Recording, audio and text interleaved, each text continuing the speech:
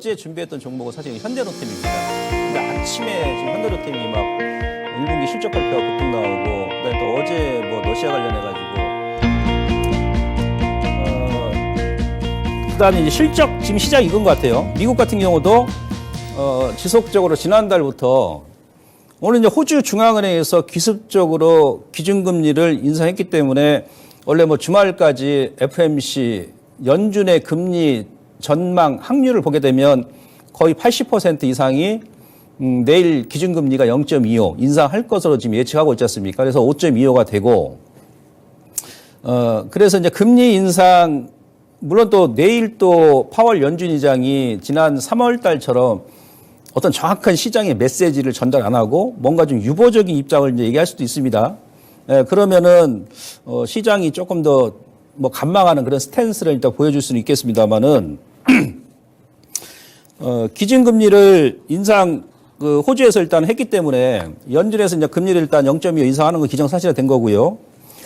그 이후에 이제 만약에 내일이라도 기준금리 종료 어떤 관련된 뉘앙스를 좀 풍긴다 그러면 시장이 괜찮습니다만은 뭐 3월 달처럼 뭐 유보적인 입장이다.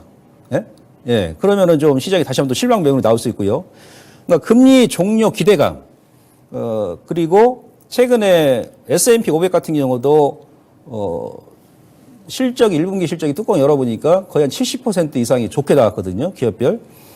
그래서 이제 경기 둔화 우려감 이렇게 두 개 가지고 저울질할 거란 말이에요. 예. 예. 그래서 지금 거기에 맞게 미국도 마찬가지고 국내 종목군들 마찬가지예요. 무슨 얘기냐? 오늘 그냥 호텔신라가 급등이 나왔지 않습니까? 잠깐 차트를 좀 보도록 하겠습니다. 예. 지난주에 대통령 발언 이후에 급락이 나왔다가 정확하게 이제 121선에서 예. 주 중반 이후에 행보를 하다가 오늘 급등이 나왔거든요. 외인들도 많이 매수 들어왔고. 근데 매출액 같은 경우는 작년 대비해서 한 30% 정도 전반적으로 이제 면세점 매출이 줄다 보니까 줄었는데 영업이익 증가율이 상당히 눈에 띄죠. 영업이익 증가율이. 그러니까 시장은 이렇게 되는 겁니다. 실적이 호텔신라 아니면 지난주에 현대차처럼 완전히 좋고 그다음에 1분기 실적이 예상치보다 개선되면서 하반기까지 꾸준하게 더 좋아질 기업 위주로 매수가 들어온다든지 그게 뭐 대형주가 됐던 중형주가 됐던 소형주가 됐던 뭐 코스닥이든 거래소든 안 그러면 삼성전자 그죠? 하이닉스 예. 자, 삼전하고 이제 하이닉스 같은 경우도 실적이 뭐 하이닉스 같은 경우는 올 연말까지 분기별로 보게 되면 계속 적자입니다. 전체 영업 적자가 한 10조 원 정도 지금 기록할 것으로 예측하고 있거든요. 근데 하이닉스 같은 경우도 000660. 예. 지난주에 실적 발표하고 나서 오히려 주가 지금 반등이 나오잖아요. 이게 이제 하이닉스 3전뿐만이 아니고, 미국의 마이크론 테크놀로지도 마찬가지예요. 예. 그러니까 이제 실적이 개선되는 종목으로 수급이 들어오고 아니면 1분기 실적이 상당히 안 좋게 나오고 뭐 2분기 실적까지도 영업 적자를 기록할 것으로 예측을 하고 있으나 이미 시장의 그 기업들의 주가는 하이닉스 삼성전자처럼 업황 바닥에 대한 기대감이 있는 종목군들 수급이 좀 들어오거든요. 예. 예. 그래서 이제 그런 종목군들 위주로 시장이 거래소 같은 경우는 지금 움직이지 않겠나 싶습니다.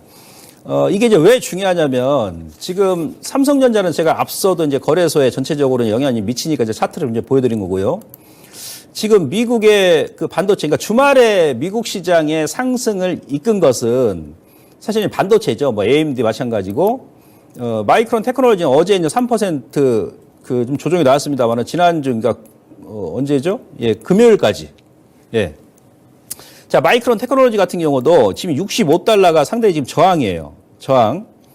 요 라인이 지금 기술적으로 상당히 강한 저항이죠. 이게 언제부터 계속 박스권 행보를 했냐면, 작년 6월 달부터네, 6월 달부터. 거의 지금 1년이 가까이 됩니다, 1년. 예. 근데 이미 이제 뚜껑 열었지 않습니까? 1분기 실적. 하반기는 1분기보다 좋아질 것으로 예측하고 있죠. 그래서 만약 마이크로 테크놀로지가, 이게 만약에 65달러 이 박스권을 돌파를 한다 그러면, 우리 국내 주식도 아마 삼성전자, 뭐 하이닉스, 이 반도체 쪽에서 먼저 치고 올라갈 수 있다는 얘기죠. 예? 반도체 관련 종목군들, 특히나 대표 종목군들 멱살을 끌고 외인들이 끌어올릴 수 있다. 그래서 이제 외인들이 삼성전자 위주로 1월 달부터 지속적으로 전체 매수 금액 중에 80% 이상을 매수했기 때문에 여러분들께서도 일단 좀 관심을 좀 가져보자. 이렇게 말씀드리고, 소위 얘기하면 못난이 관련 종목군들, 아까 이제 호텔신라라든지, 호텔신라 같은 경우는 왜 제가 이제 말씀드리냐면 그 의미가 있냐 그러냐면 이미 이제 지난주에 뭐 대통령께서 뭐 중국 관련 발언을 좀 안 좋은 내용을 하셨기 때문에 그 관련 종목군들이 여행 업종이라든지 뭐 화장도 같이 밀었지 않습니까? 그 이미 이제 그런 정치적인 거기 때문에 이제 단기적인 악재예요. 이미 이제 반영이 됐다는 얘기고. 근데 중국이 아직은 우리나라하고 일본 같은 경우를 단체 여행 해제 규제 해제 국가로 아직 지정 안 했어요. 다른 나라는 다 해제해가지고 지난달에 전체적으로 뭐 동남아시아라든지 뭐 유럽 쪽으로 해가지고 중국 단체 관광객이 한 600만 명 정도가 이동했다 그러죠. 예. 그럼 지금 거기다 또 리오프닝 관련 효과가 좀 미미하면서 사실은 좀 늦어지면서 우리 시장에 아직 영향 안 미쳤는데 그럼에도 불구하고 호텔신라가 1분기 영업이익이 좋게 나왔다는 얘기는 상당히 의미가 있다는 얘기예요. 왜? 예를 들어서 뭐 2분기 안에 뭐 정치적인 부분만 좀 해결된다 그러면 뭐 우리나라까지도 만약 중국에서 단체 여행객 규제 해제를 한다 그러면 예, 안 그래도 지금 뭐 규제가 된 상태에서도 1분기 실적이 좋게 나왔는데 더 좋게 나오겠죠. 그죠? 그러니까 예를 들어서 국내에 단체 여행객들이 오게 되면 일본인들 같은 경우는 우리나라 이제 음식을 주로 많이 소비를 한답니다. 예, 음식 같은 경우를 많이 이제 소비를 하고, 그다음에 미국 사람들, 유럽 사람들은 이제 의료 쪽을 많이 소비를 하고, 중국 관광객들은 거의 80% 이상이 화장품이랍니다. 화장품. 예. 예, 그런 쪽이거든. 오늘 또 엔터 관련주가 또 SM이라든지 뭐 JY 엔터 같은 경우는 계속 이제 신고가입니다만은 엔터 관련주가 좀 바닥에서 좀 치고 오르는 그런 모양이거든요. 그래서 이런 못난이 관련 종목군들을 여러분들께서 다음 주에 좀 관심을 갖자 이렇게 말씀드릴 수 있겠고요. 자, 이번 주에는 당장 내일 그 FOMC 회의가 있지 않습니까? 예. 근데 이 부분은 이제 어느 정도 시장에서 이제 반영이 됐다는 볼 수 있겠습니다만은 그래도 파월 연준 의장의 해견 내용을 우리가 지금 확인을 할 필요성이 있다. 이렇게 말씀드릴 수 있겠고, 애플도 내일 실적 발표합니다. 그러니까 지난주 4월 말에 미국 시장을 끌고 올라왔던 게 뭐냐면 지금 전 세계 시가총액 1위 기업이 애플이죠. 2위가 마이크로소프트입니다. 예.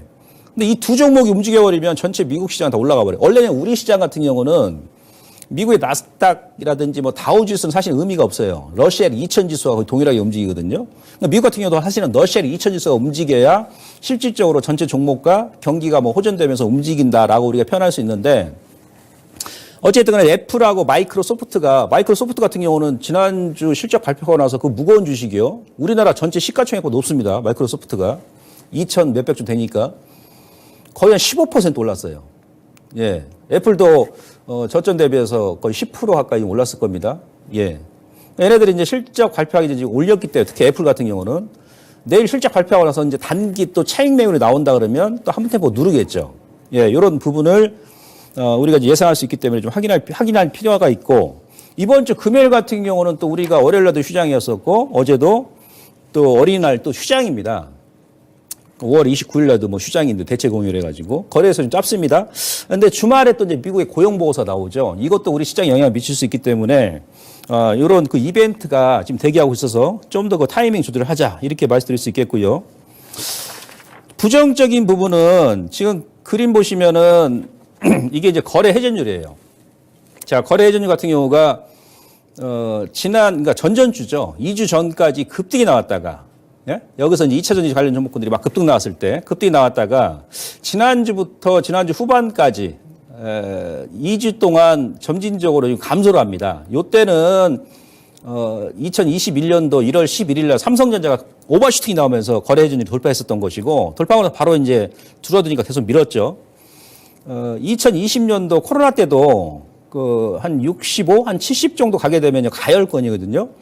거래 회전율이 줄어든다는 얘기는 오늘 같은 경우도 여러분들 거래량 보시면 아시겠습니다만은 지수는 일단 상승이 나왔는데 거래량은 크게 증가를 안 했지 않습니까? 거래에 감소한다는 얘기는 종목군들도 장중에 좀 반짝 오르면 다시 이제 윗거래가 나오고 차익 매물도 많이 나오고, 근데 이슈가 있는 종목이라든지 아니면 지금 어닝 시즌에 실적이 상당히 좋은 종목들 외에는 다소 이제 한 템포도 누를 수 있는 그런 분위기가 연출될 수 있기 때문에 좀 타이밍과 비중 조절이 필요하다. 특히 이제 코스닥을 제가 말씀드리는 겁니다. 그런 거고.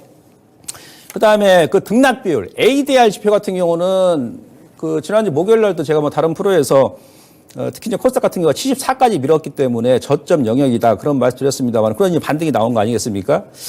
지금 여전히 80 미만이에요. 뭐 주중에 추가적인 반등이 나온다 그러면 좀 더 올라올 수는 있겠습니다만은 ADR 지표 자체는 지금 아직은 저점이기 때문에 요건 또 이제 뭐냐면은 그 앞서 제가 거래 회전율 설명드리면서 같이 말씀드렸습니다만은 종목별 좀 차별화 장세가 4월에 이어서 5월 같은 경우도 좀 지속되지 않겠나 그런 또 이제 의미로 우리가 하면 되겠습니다. 자, 그리고 거래소 같은 경우는 제가 계속 말씀드립니다만은 여러분들께서 좀 중기적인 관점에서 외인들이 지금 그 4월 달까지 거래소에서 9조 원 가까이 매수했다는 얘기는 결국은 위쪽으로 더 보내겠다는 의미 아니겠습니까?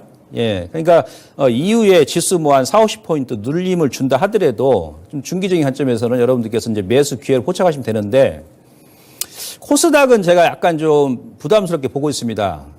왜 그러냐면 사실 뭐 1분기까지, 아니 지난달까지도 이제 2차 전지가 전체 지수를 이제 끌어올렸고 상당히 지금 종목의 그 차별화가 상당히 극심했지 않습니까? 근데 그들 종목들이 조정이 나온다 그러면 뭐 추가적인 매물이 나올 수 있고 그리고 코스닥은 4월 달까지 거의 이제 개인들이 주도를 했거든요.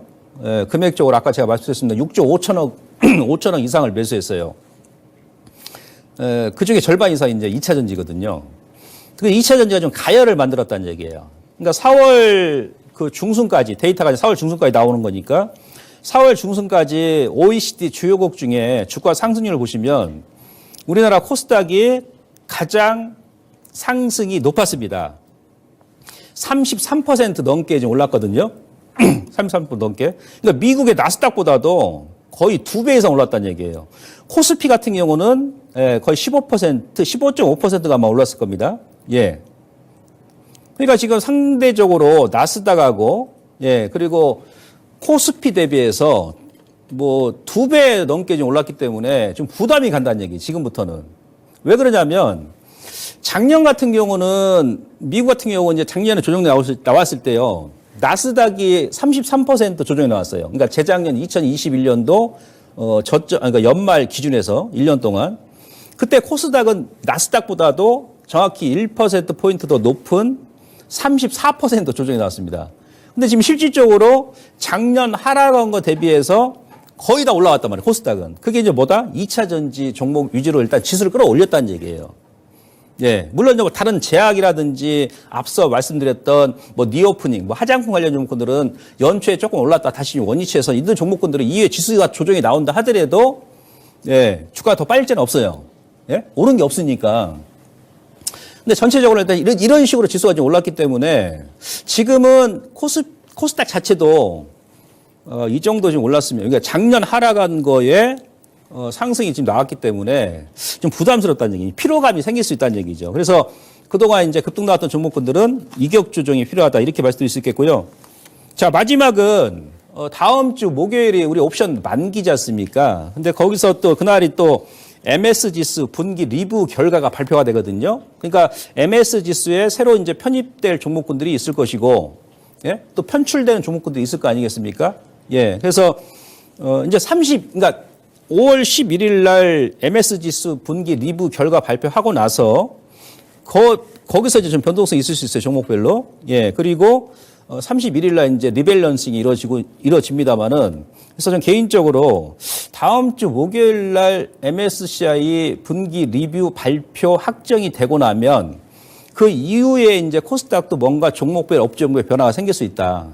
예. 그래서 가급적이 여러분들께서 이번 주 이벤트도 많이 있고 앞서 제가 말씀드렸습니다만 다음 주에도 이제 이벤트가 좀 있으니까 거래소는 상관없습니다. 코스닥 같은 경우는 좀 템포 조절을 하면서 그 결과를 좀 지켜보자 이렇게 말씀드리고요.